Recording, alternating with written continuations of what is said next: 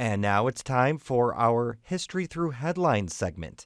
It was 1946. Harry Truman was president, Sylvester Stallone was born, and the Indianapolis 500 hadn't been run in 5 years.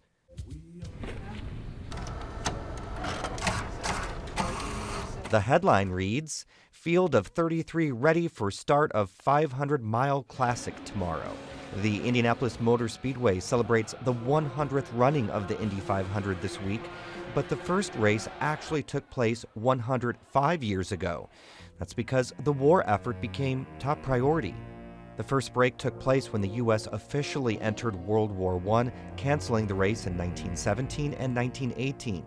25 years later, when World War II began, president of Indianapolis Motor Speedway Eddie Rickenbacker was faced with a similar decision.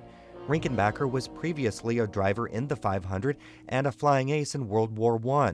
Ultimately, he decided to cancel the races from 1942 through 1945. It had sat there for 5 years with nothing done to it, and it was terribly, the infield was like a jungle. It was just terribly overgrown. When Tony Holman purchased the Speedway in 1945, he didn't know if people would show up for the race. The Speedway had only 6 months to clean up. It was just the biggest crowd that had ever been there, and they had horrendous traffic jams.